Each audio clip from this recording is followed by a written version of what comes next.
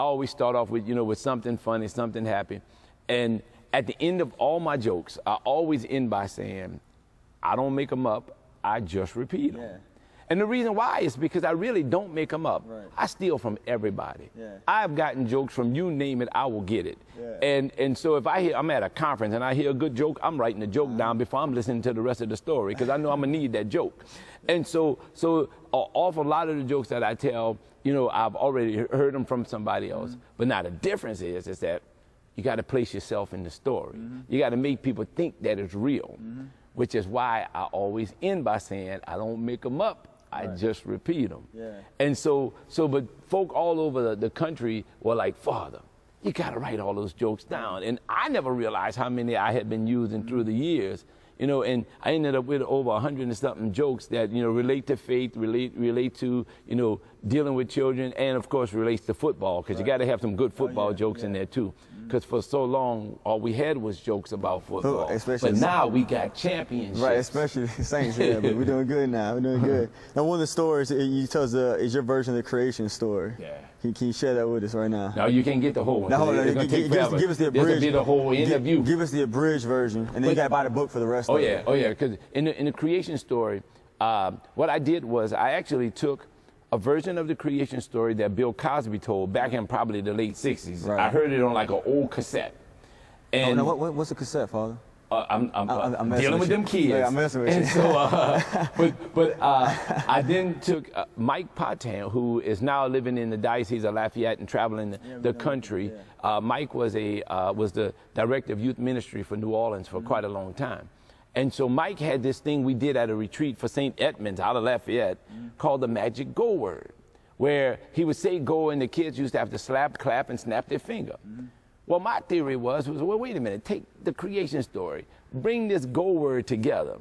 And what I did was I created a version of the story in which every time God created something, it was like boom. Yeah. Because we all know it wouldn't have been like, how God gonna make something with it?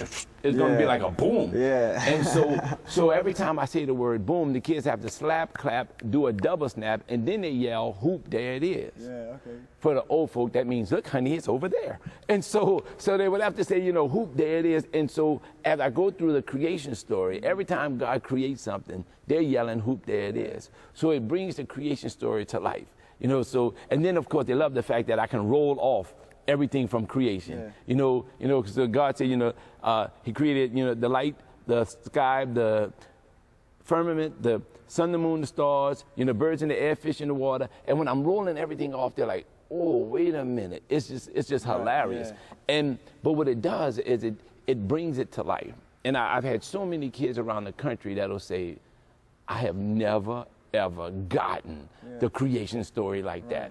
And then, of course, at the end, I talk about how, God gave Adam and Eve, dominion over the earth. And first thing was, with Adam, he had to give things names, like he named the elephant, and then he named the giraffe, and when he named the rhinoceros, well, then he saw this thing look like a combination between the elephant and a rhino. And when God said, what's that? He said, LFI.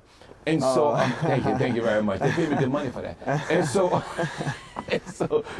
And then of course, when Adam opened his eyes, the first time he saw Eve, all he said was, whoa, man.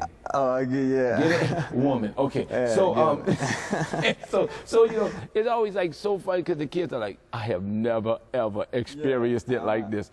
And so it's just so cool because, the one thing we know is that when people come to church, when they come to conferences, they want to walk out with something. They want to walk out with some solid theology, some solid meat.